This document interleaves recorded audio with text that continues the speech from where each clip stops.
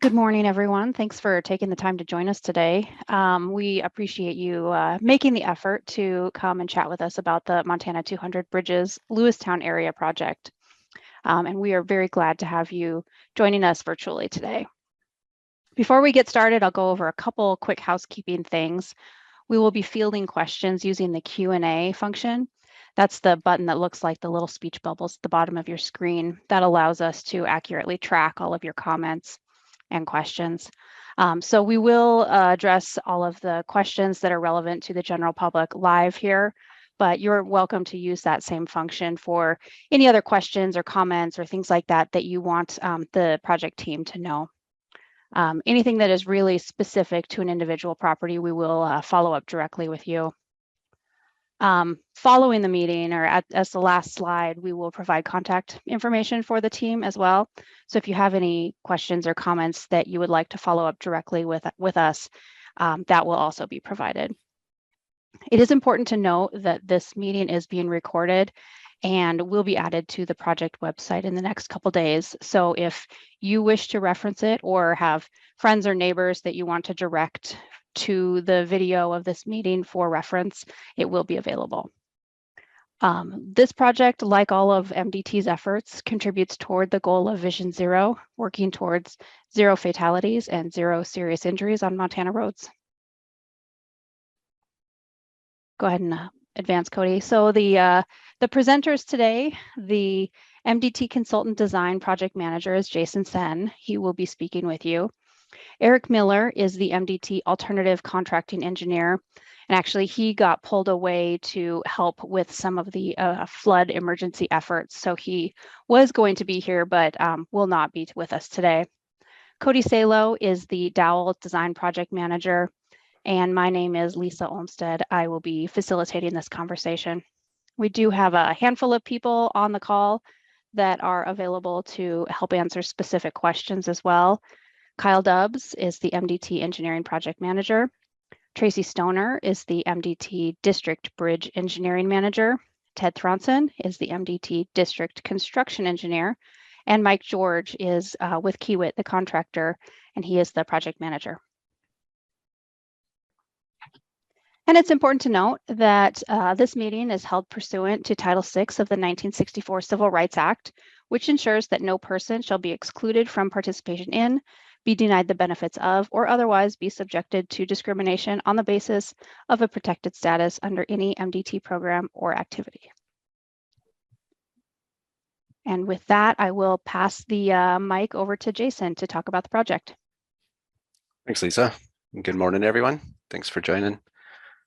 So this project in general is looking at reconstructing, or actually replacing, 10 bridges along the US 87 and MT 200 corridor east of Lewistown.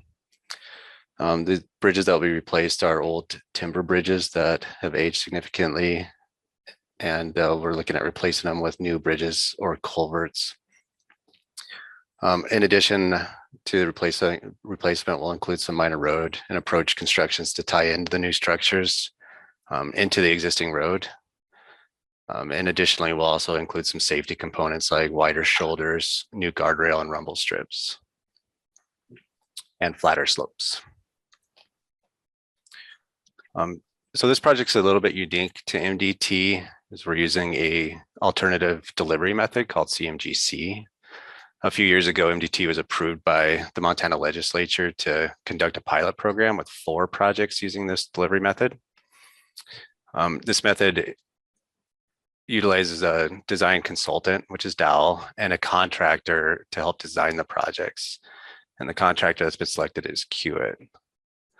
And so some of the there's many advantages to CMGC for area stakeholders. One of the biggest advantages is that the contractor's on board to hear firsthand about what the community concerns will be during construction. And for an example, keeping the road open for access by emergency response vehicles would be something that the contractor can look into.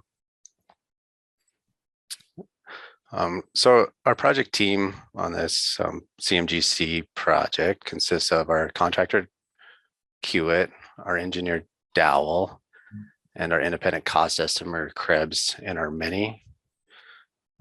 So again, like I said, CMGC has a lot of benefits, and the biggest being the contractor is involved during the design phase. And so the contractor is able to work with MDT and Dowell to streamline the project delivery and be part of the early design efforts. And so Kiewit will also be looking at developing a construction staging plan that preserves access and promotes mobility for local residents and the traveling public. And you can see our org chart there on the right. The independent cost estimator here will be working on their own construction estimate that will be compared to the contractor's estimate. And the reason for that is we want to keep the estimate competitive and in line with industry standards. And so that's the role of the independent cost estimator to make sure that happens. So with that, I'm going to turn it over to Cody Salo. He is managing the design efforts on this project. So take it away, Cody. All right, thanks, Jason. So let's just take a look here at some of the project sites that we're going to be designing and constructing. Hopefully some of these are recognizable for a lot of you out there. We've got a handful of named streams. Park Creek, North Fork of McDonald Creek, Briggs Coulee, and Elk Creek are some of the major drainages. There's a number of stock passes with the project as well. And what we've done is kind of go through each of these sites and review what some of the challenges and some of the considerations need to be. And those range from geometric issues to wildlife crossing locations, stock crossing locations, irrigation that runs along the corridor. We take a look at approaches and mailboxes, wetlands, all these sorts of things to really kind of get a feel for each site and how best to improve it. Of note, there's a couple of other related projects that are kind of adjacent to some of the work that we're going to do. There's a shoulder widening and slope flattening project to the west, and then just east of kind of the group of project sites along 87, there's also the Grass Range West project, which is denoted with number 2 there. So when will construction take place? And at this point, tentative construction is planned for 2024 and 2025. And a lot of that's dependent on the design of the project and how complex that may become, as well as the availability of funding for the project. So taking a look at some of our kind of just basic timeline here of events, we began the project last year in 2021, and I'm sure many of you saw us out there surveying, looking at wetlands and doing geotechnical investigations, that sort of thing. We began design early in 2022, and so we're in preliminary phases right now to just take a look at each of the sites independently with all their unique features and try to figure out the best solution for each site. One thing I want to point out is that we're focusing on the structure replacements. This is a bridge project more so than a road project. There will be some incidental road construction that does occur, but we're focusing primarily on those structures that are compromised. Looking forward to the future, like I said, 2024 is our anticipated construction start date, and that may or may not happen depending on the complexity of the project, but that's our target date to begin construction. So why do the structures need to be replaced? And like Lisa had mentioned before, this is all focusing towards the goal of Vision Zero to keep everybody safe when they're traveling. But really what's going on here in our concern is that these structures are fairly deteriorated. They are old in the sense that most of them were built prior to 1940. In fact, 1938 was the main project that built most of them. One of the structures, I believe, was built in 1950. So they've definitely served their purpose, and they're definitely at the end of their useful life. And this is really part of a greater ongoing need with MDT to replace timber bridges throughout the state. This particular project includes 10. Other projects have included other various groups of bridges throughout the state. And it's part of a greater goal to efficiently replace timber bridges that are deteriorated or at their end of their useful life. Just kind of an interesting fact, there's about 400 or so bridges that are like this throughout the state. A couple of snapshots here of bridges that are out there. You can see There's various guardrail types. We've got wetlands out there. We've got stock crossings. You name it, it's out there. We've got 10 sites and they all have very unique circumstances that we're reviewing right now. So just a brief overview of the types of structures that we're going to consider. We go through a process to analyze the hydraulics, the geotechnical, the wildlife, environmental considerations, all these things. And so we take a look at the various types of structures that could potentially be solutions at each of the sites. And they range from single span bridges to multiple span bridges that have piers that are kind of in the intermediate locations. We take a look at box culverts. We also take a look at traditional round pipe culverts as well. So each of these is considered for each of the sites, and then we will work to find the most appropriate answer for each one of them. So to get into some of the specifics of what we're taking a look at with the project, one of the questions that we've been receiving from folks are you going to consider livestock passes and wetlands? And both of these are yes. So we understand that a number of these sites are used to cross stock underneath the highway. And so we are reviewing each of those sites currently to see how that can be perpetuated in the future. The other thing that's really important to note is that we are taking a serious look at all the wetlands and environmental potential impacts and effects that may be out there with the project. So those are being considered as well. One of the things that we're asking and part of the major interest we have with you all joining us today is to get some feedback and to discuss any things that you know about within these project limits that will help us with the project. So any information you can share with us through the Q&A is really important and helpful for us. So just taking a look here at some of the project challenges. Like I had mentioned before, there's a number of things we're taking a look at. There are a lot of adjacent approaches to each of these sites where people are accessing the highway. We want to make sure that there are safe movements from those approaches onto the highway. We're also taking a look at mailboxes and things like that to make sure that the mail delivery is also a safe maneuver to and from the highway. Looking at those wetlands along a lot of those wetter areas and making sure that we understand what may be impacted and trying to minimize that. You know, the roadside safety is of utmost importance. And so the project is taking a look at how best to provide flatter slopes or try to reduce guardrail and get away from those situations where there are potentially some steeper slopes along the highway. So we'll be taking a look at that, widening shoulders where it's appropriate, and trying to just provide more safety out there as best we can. One of the things we're going to focus in on is maintaining traffic with the project. And that's one of the benefits of CMGC is we get to work with a contractor to really focus in on how best to do that. And so we can brainstorm and come up with great ways to try to allow traffic to move as freely as possible during construction and try to minimize that potential delay at each of those sites. Obviously, we're taking a look at hydraulics and the water and irrigation that's all out there at each of the sites. And then making sure that we've found a way to provide some stock crossing opportunities where they're appropriate and accommodate that as well. Wildlife accommodations, another really key aspect to the project. There are a lot of struck animals along the corridors, so we're taking a look at how best to accommodate them as well. So what is the funding source with the project? So this particular project was nominated through the MDT Bridge Bureau. And again, like I had mentioned, this is part of a greater initiative to replace timber bridges throughout the state. There is a dire need to take a look and review each of these sites and find a way to improve them. Like I had mentioned, there's over 400 timber bridges throughout the state that MDT is responsible for.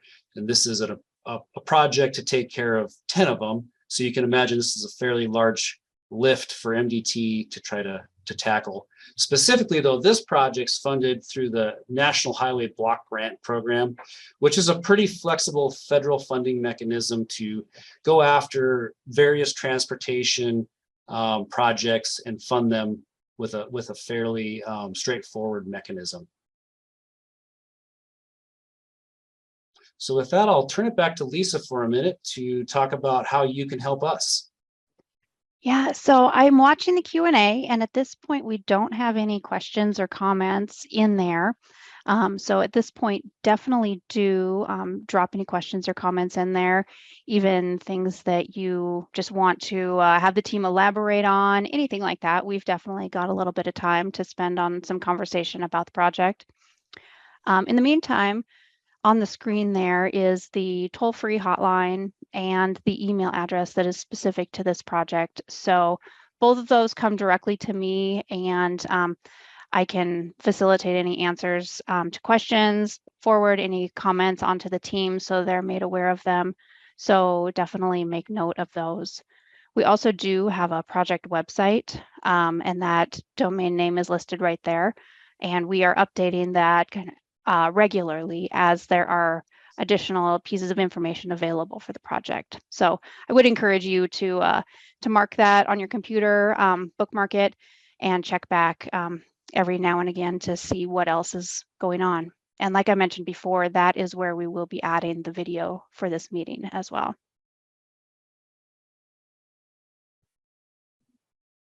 So still no questions or comments. Jason, any other thoughts you want to elaborate on? The only thing I might add is that, well, we're showing that these structures are old and somewhat deteriorating. They are still considered safe to drive on. And so MDT does monitor them and make sure they are safe to the public.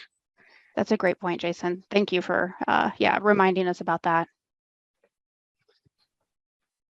Well, we've got some other panelists here on the call. Maybe I'll start checking in with each of you to elaborate on that. Tracy, you're with the Bridge Group. Would you mind unmuting yourself? Maybe just give us a couple comments about what your thoughts on this project are. I think as we move forward, we're looking into a bigger picture. We have, I think, over 450 timber bridges in the state, and they've all done very well throughout their useful life. They've served us beyond their years that they should have. But like Jason said, they're still safe. We have people monitoring them.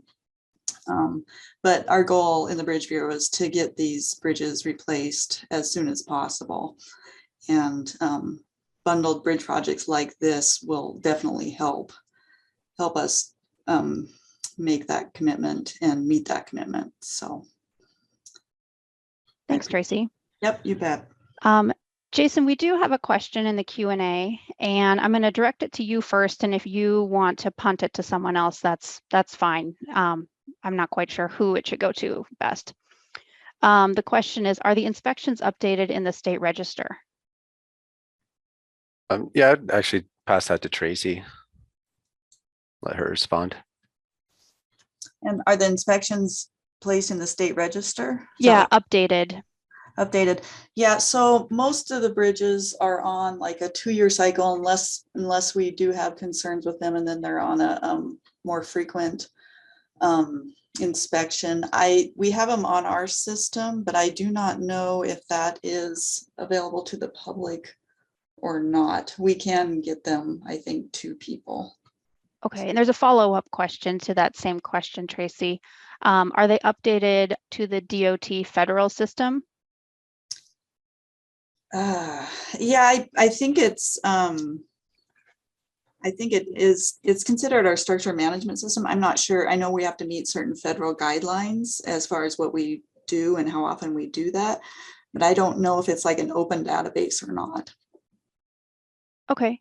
William, the person who typed the question, if there's something specific that you're looking for, why don't you email me at that mt200@dowel.com, and I can help facilitate getting you a specific answer.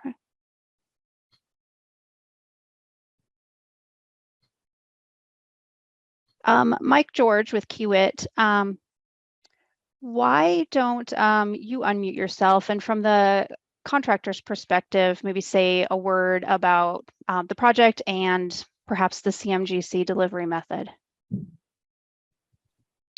Yeah, no problem. Again, Mike George with Kiewit Infrastructure. I think the CMGC process where we, the construction managers, the construction superintendents, get to review the projects throughout the design process and give our some of our experience and some of our means and methods and how we see things built in the design process lends to a lot of efficiencies that the designer can then put into place into the design. And a lot of times that reduces a lot of risk. A lot of times it reduces schedule. It can reduce some costs on the project to where the overall cost of the project in a program like this, where there's eventually going to be 400 bridges, any little bit of cost on each individual bridge makes a pretty big impact. So having us kind of behind the curtain with the designer as opposed to a typical project that would get designed without some of that input really helps the designer, MDT, and the construction guys get together in a room and really figure out how to build the project and get some of those unknowns that are out there with normal projects, gets those taken care of ahead of time. So we really like the CMGC method. We think there's a lot of efficiencies there, and as a team, you can really get to the right answer for each one of these specific bridges. So there's a lot of benefits there. Thanks, Mike. Cody, we had a clarification on the project schedule. Would you mind going back to that slide and touch on that one more time? Let me see if I can do that here. Yeah, so the schedule for the project, Scott, like I was saying earlier, and I'll just reiterate here. So we did a bunch of surveying and field work back in 2021. That information then informs the design. So we basically started the design earlier this year, 2022. And the plan is to work through this year and next year to finalize those designs for each of the sites. And if everything goes as planned, which, by the way, there is a lot of efficiency here that's gained through the CMGC process, like Mike had just mentioned. But basically, work through the remainder of this year and next year, finalize designs for each of the sites, and then begin construction in 2024. Of course, that's contingent on available funding and complexity of the project. So if we run into some snags that delay us, that might change slightly. But at this point, we're hoping to begin construction in 2024. One of the things maybe I just mentioned to kind of add on to what Mike said earlier about the CMGC process, this timeline is greatly compressed compared to what a typical delivery project would look like. So, we're looking from 2021 to potentially the end of 2024 or 5 to have a project completed. That's a time span at most, if everything goes as planned, of about 4 years. So that's a greatly compressed time frame to get 10 bridges replaced. Yeah, and Scott, you have a follow-up question. I see any opportunities to accelerate the schedule beyond what we have here. That's another great question.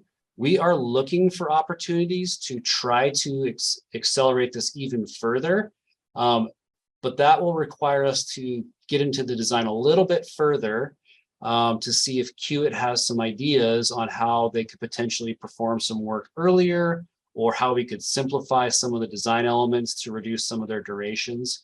So that's part of that collaborative nature of this delivery mechanism that we're going to dig into. So appreciate that question. That's a really helpful addition here. Thanks for that, Cody. Another panelist, Kyle, sits in Lewistown, and definitely the local expert on this particular roadway. Kyle, what are your thoughts on how this project will impact the community, maybe the need for this? Yeah, I think these improvements will greatly enhance it when it's done for all road users, but especially the people that are impacted the most by each one of those structures, the adjacent landowners, people trying to run cattle and get product to market. I think that'll be a huge improvement for them. It will be a little bit of a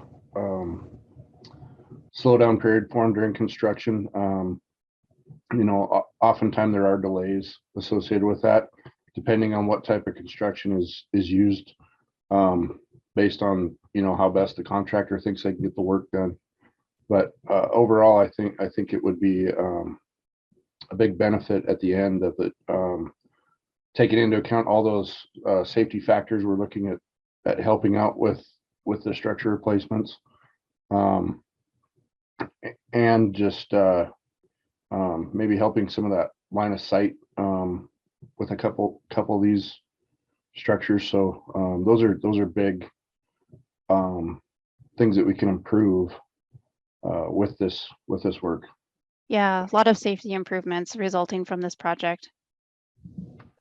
Scott raised his hand. Scott, I just clicked allow to speak, so you should be able to unmute yourself. All right. Hey, thanks a lot, guys. I appreciate it. And I appreciate you putting this together.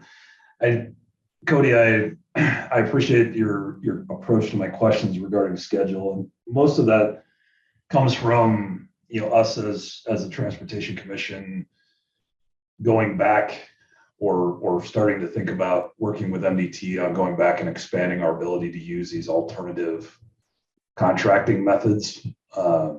So my comment would be, I hope that the Dowell and Kiewit team will work to reach out to some of the local legislators, particularly Senator Barnett, through this process, and really focus on helping educate some of those elected officials on the benefits and where the difference is coming with taking this approach.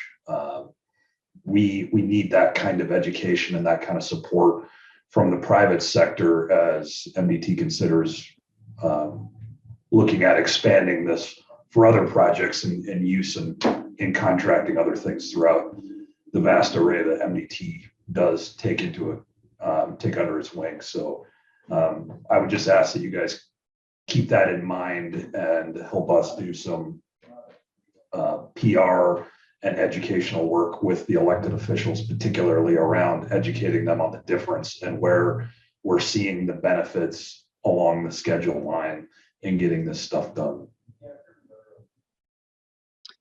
Yeah, That's a great point, Scott. Thanks for adding that perspective. yeah, I totally agree. Lisa, thanks for jumping in there. Yeah, we're excited about this project and this contracting mechanism. It's just a great way to get all these minds together to really focus in on solutions and trying to tackle these challenges to really improve this overall delivery of a project. And whether it's saving some dollars or saving some time, these are all really important things that we can do to improve mobility of the traveling public. So exciting project. We're really glad to be a part of it. All right. If there's any other questions or things you want us to elaborate on, please don't hesitate to put them in the Q&A. Right now, we have no other questions in the Q&A. And Lisa, this is Tracy. I just want to say I will look into that question about the inspections with regard to a state register and federal system. That's perfect. Yeah. William said that he would email me and that he's got some ArcGIS questions as well. So stand by. As soon as I get that, Tracy, you and I can coordinate to get him some answers. Yep, sounds great. Thanks. Yeah, and thanks, William, for reaching out. Appreciate that. Well, I've called on all the panelists to give their 2 cents. I guess the last person with MDT is Rod, if he's still on the line. Do you want to say any words about this project, Rod, from the Billings District perspective? Yeah, absolutely. Thank you, Lisa. Yeah, this is Rod Nelson, District Administrator here in Billings. And I just want to thank all of those that did join us today for this public meeting. It is very much appreciated. We really appreciate the interaction that we have with the public to get your inputs, your thoughts, your questions. That's very important to us. So thank you. Thanks for that, Rod. Yeah.